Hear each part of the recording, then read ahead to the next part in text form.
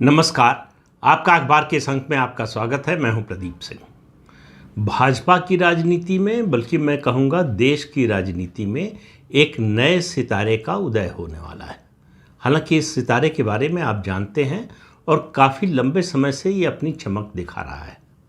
काफ़ी लंबे समय से तो नहीं कहना चाहिए, कुछ सालों से, ये 4-5 सालों से कह ले। और 2024 के लोकसभा चुनाव में इसने दिखाया कि ये क्या कर सकते हैं और इनके रहते भाजपा क्या अचीव कर सकती है।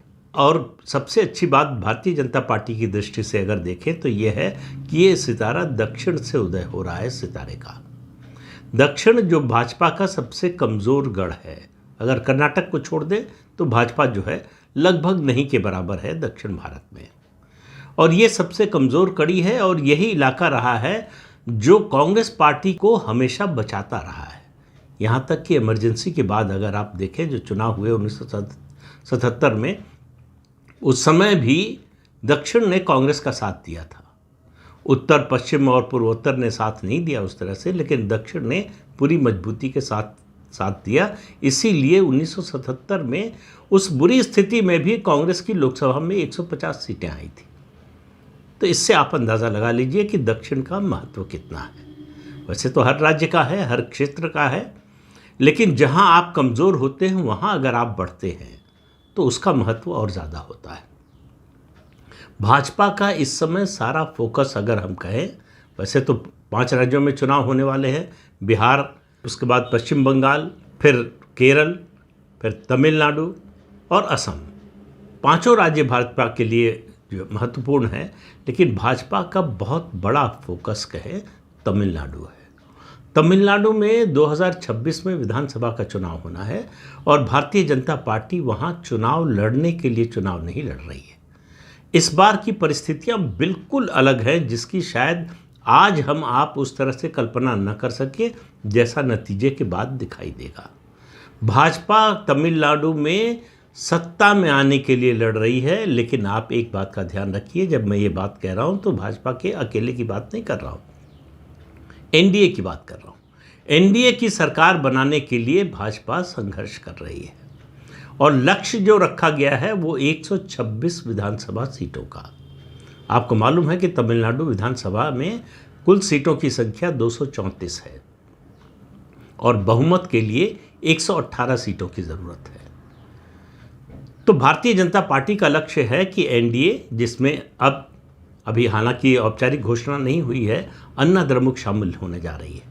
अन्ना द्रमुक ने अलग होकर भाजपा से देख लिया कि उसकी क्या हालत है। अगर इस चुनाव में अन्ना द्रमुक भाजपा के साथ गठबंधन नहीं करती है तो उसके राजनीतिक अस्तित्व पर खतरा पैदा हो सकता है।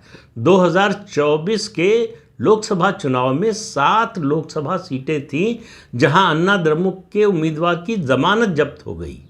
ये उस पार्टी का हाल है जिसने तमिलनाडु में 30 साल राज किया है। तो इससे आप अंदाज़ा लगा लीजिए अन्ना द्रमुक की हालत क्या है। अब ऐसा नहीं है कि अन्ना द्रमुक के बिना भारतीय जनता पार्टी वहाँ कोई चमत्कार कर सकती है। अगर तमिलनाडु की राजनीति में 2026 में कोई चमत्कार होना है तो वो मिली जुली ताकत से होगा। तो भाजपा के सामने फिर मॉडल क्या है? क्या ऐसा पहले किसी राज्य में हो सका है? क्या ऐसी स्थिति जो तमिलनाडु में भाजपा, अन्ना द्रमुक और उसके साथियों की है, किसी और राज्य में थी? अभी सबसे ताज़ा उदाहरण है आंध्र प्रदेश का। भारतीय जनता पार्टी का वहाँ 1% भी वोट नहीं था। तमिलनाडु में 11% वोट। वहाँ आंध्र प्रदेश में चंद्रबाबू नायडू की हालत बहुत ख़राब थी। पूरी तरह से वर्चस्व था आंध्र की राजनीति पर जगन मोहन रेड्डी का और उनकी वाईआरसीपी का। वही स्थिति तमिलनाडु में द्रमुक की है, एमके स्टालिन की है। 2024 में दोनों पार्टियां, अन्ना द्रमुक और बीजेपी, अलग अलग लड़ी और दोनों को नुकसान हुआ।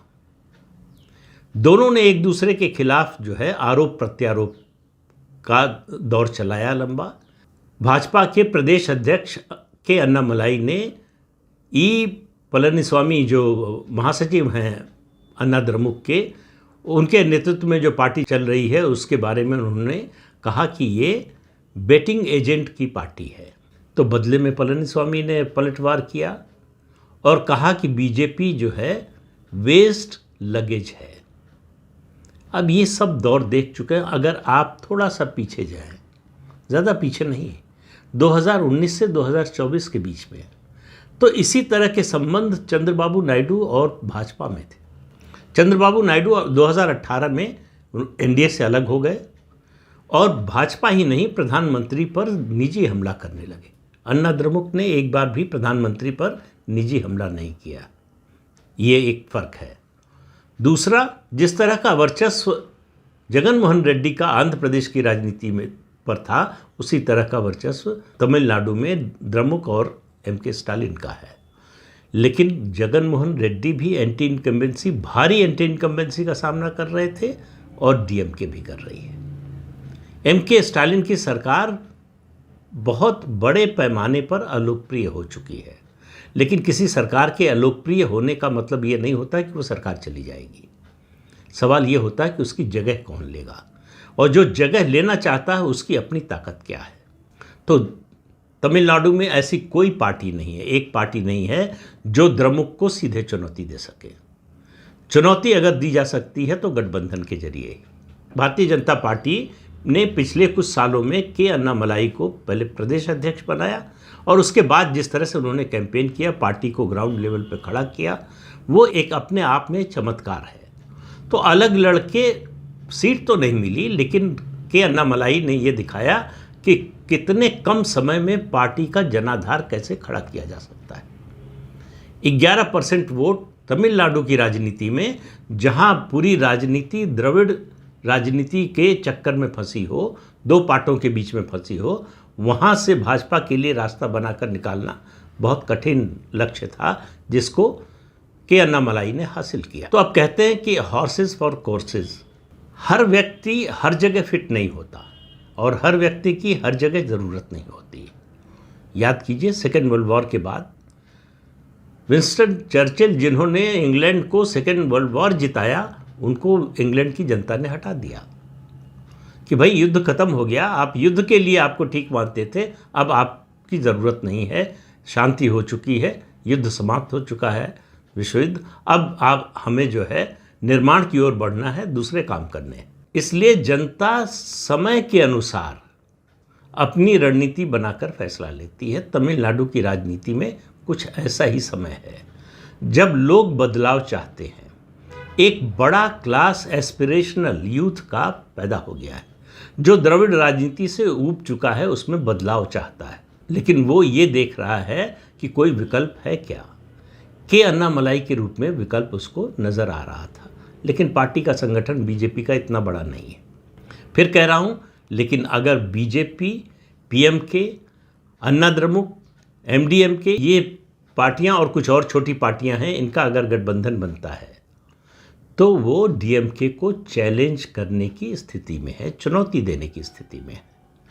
जीतेंगे हारेंगे वो तो बाद की बात है, पहले तो आप चुनौती देने लायक बने, और ये गठबंधन चुनौती देने लायक है। 25 मार्च को अन्ना द्रमुक के नेताओं पलनीस्वामी की और दूसरे नेताओं की केंद्रीय गृह मंत्री अमित शाह से मुलाकात हुई है।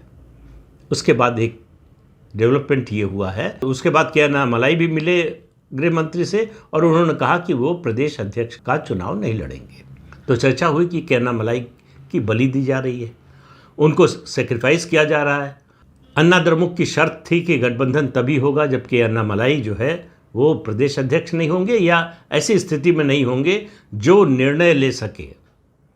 तो क्या भारतीय जनता पार्टी के अन्नामलाई का बलिदान दे रही है, उनको बलि पर चढ़ा रही है?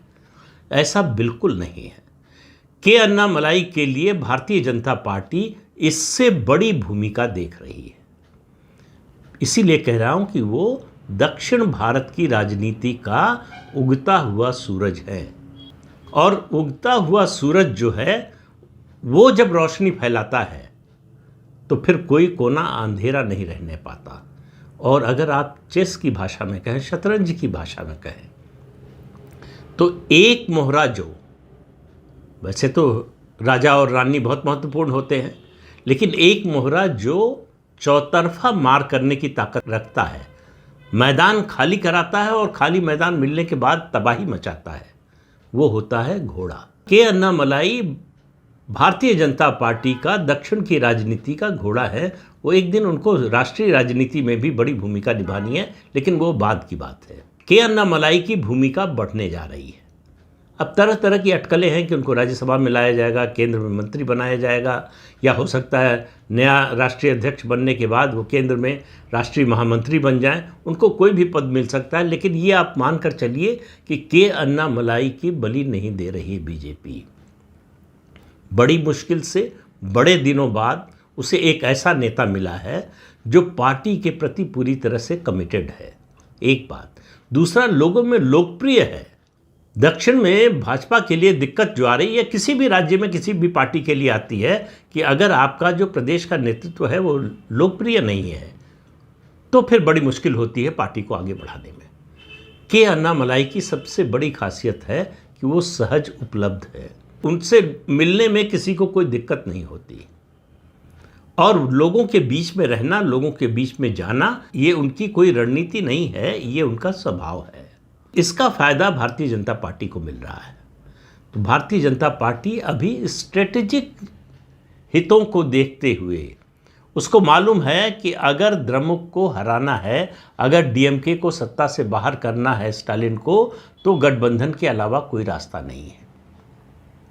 तो भारतीय जनता पार्टी 1952 से आज तक जितने चुनाव हुए हैं, पहली बार तमिलनाडु में गठबंधन की अपनी सरकार बनाने के लिए चुनाव लड़ने जा रही है। इससे पहले इस बारे में मुझे नहीं लगता कि किसी भाजपा के नेता ने कोई सपना भी देखा होगा। एआईडीएमके के जूनियर पार्टनर के रूप में, कभी कभी डीएमके के जूनियर पार्टनर के रूप में कुछ मिल गया, वो अलग बात है। लेकिन अपने दम पर और 2024 में जो ताकत दिखाई है, उसके कारण गठबंधन में भाजपा की स्थिति अब उस तरह की कमज़ोर नहीं रह गई है जैसा 2024 से पहले थी। तो के अन्नामलाई के साथ एक खास बात यह है कि उनके साथ किसी पॉलिटिकल लिगेसी का बोझ नहीं है। तो तमिलनाडु के युवा लोग जो चाहते हैं, उसके अनुसार उस प्रदेश की राजनीति को वो बदलना चाहते हैं। उनके एस्पिरेशंस को वो ज़्यादा अच्छी तरह से समझ रहे हैं। खुद भी युवा हैं, आईपीएस रह चुके हैं, आईपीएस की नौकरी छोड़कर भाजपा में आए, कर्नाटक कैडर के आईपीएस थे। तो इससे आप अंदाज़ा लगाइए कि वो जीवन में कुछ अचीव करने के बाद, और वो अपनी सर्विस में बहुत ऊपर जा सकते थे, उसको छोड़कर आए संघर्ष के लिए, ज़मीन पर लड़ाई लड़ने के लिए, अपने लोगों के लिए। तो इस नाते भी उनके प्रति लोगों के मन में बड़ा सम्मान है। तो वो कुछ छोड़ कर आए हैं, कुछ केवल पाने के लिए नहीं आए हैं।